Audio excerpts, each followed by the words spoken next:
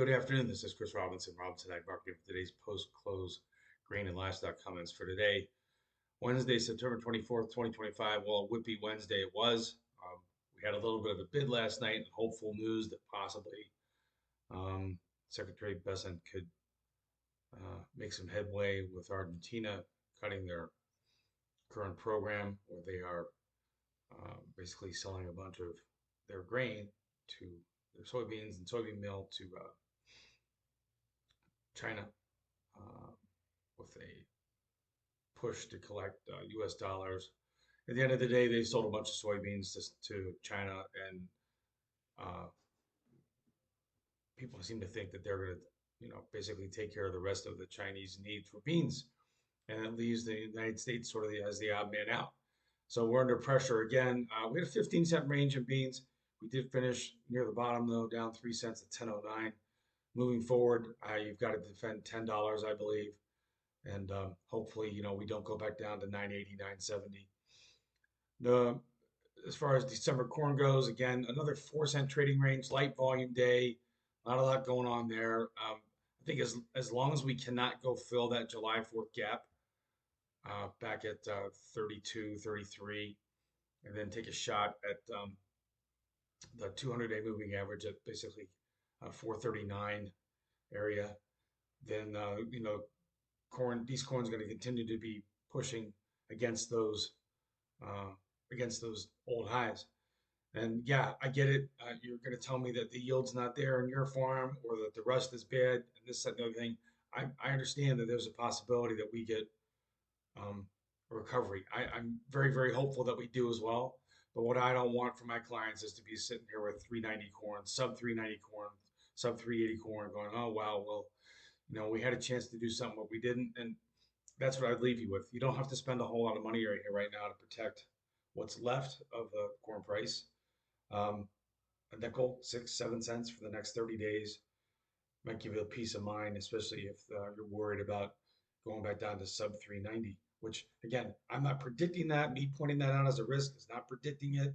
So many times I get people say, why are you even saying that? That's it's because it's a risk. We were just down there. That was our contract low on the August report. They pounded it again in September on that report, and then we actually had a good recovery, which was kind of a gift. And the question is, are we even going to get a USDA report next month if they shut the government down? I don't know. So every time we have these reports, basically on the 10th to 12th of the month, it's a possibility for a repricing event. So defend, defend, defend. Um, the wheat situation again, Chicago wheat, we had a little bit of a bump up. Looked like we were going to try and make another run higher. We did finish down a penny lower in December. Chicago at 519.5. The concern is, will the low that we hit yesterday at 508.5 hold?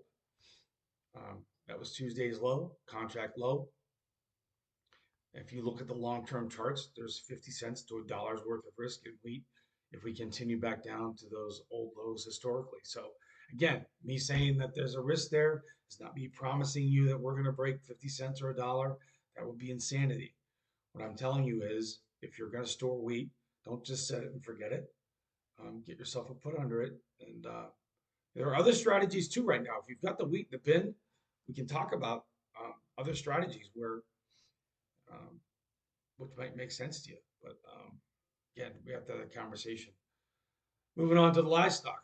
2 days in a row where we've moved lower in the cattle. December fat cattle finished down a $1.92 at 236.825. It did take out the 200-day moving average for a second. Excuse me, the 20-day moving average today for a second. That's something I continue to watch. If you're looking at December cattle, what is that level? Well, tomorrow it's going to be, let's see. Yep, right there, 236.75. We settled right at 236.85. So we settled right on the 20-day moving average. That may or may not hold us tomorrow. We'll see what happens. Moving on to October feeder cattle, down 2.5, down 250. We settled at 359.62. We did not take out the 20-day moving average there, but the interesting thing is, after Tuesday's performance, where we We looked like we were going to take a run back at contract highs at 370, and we pulled back a little bit. Stories coming out of Washington that they want to pay um, ranchers to retain heifers to rebuild the herd. So they're going to be sending money to make, to sort of in an effort to try and rebuild the herd. I'm a big believer that the reason that's happening now is because it's $100 for a ribeye at a restaurant in New York Washington D.C. $85, $90 for a ribeye. I think it's getting to the point where even the politicians are like, how can we take some taxpayer money and help everybody? So we'll see how that turns out. All I know is this: in the past, anytime the government's got involved to try and make something cheaper, sometimes it backfires. There's possibly, 6 different ways that something other than what's intended could come out of this. So, but it does seem like something that's in the cards. And again, I think we're finally, to see the cattle market, which has gone up 200% since the COVID low, stock market's up 150%. You got cattle, outpacing the stock market on a percentage return.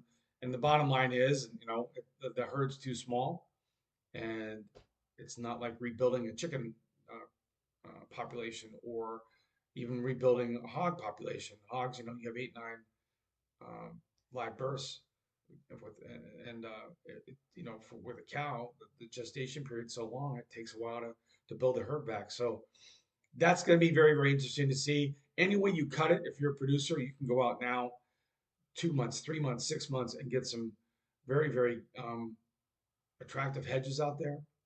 I think with the puts being so expensive, you're probably going to be in a situation where you're going to be looking at a vertical bear put spread. If you don't know what that is, educate yourself. It is a non-marginal position, which means once you set it, corn could go limit bid or limit offer, and you're not going to be put into a situation where you have to send in margin. Anytime you're using futures to hedge your cattle, you are opening yourself up to margins. Yes, you've got a floor, but if you sell the feeder board at 360, and 6 months from now we know we're north of $4, you've capped 360, but you've also left a big chunk of that profit on the table. We're here to help you make the best profit you can in the field, in the pens, while also protecting you from the big what ifs. We haven't had a big scary correction in a while, but when it comes, and it always comes, you're going to want a floor. You're going to want to protect the revenue. The best way to do that is with a put option or a vertical bear put spread, in my opinion.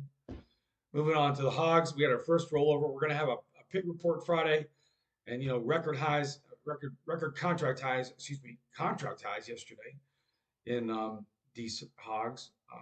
And then today we saw definitely some hedge pressure. You saw a lot of people step in there and sell these hogs at 90 or hedge these hogs at 90 cents. You got to remember, not that long ago, back in April, on the first tariff scare, that December contract traded 67 cents. So people took a look at this and said, that's 23 cents. 23 times $400. That's a lot of money to protect. And no surprise that people stepped in there and hedged. The same thing goes as well, though. You go all the way out to June or July of next year.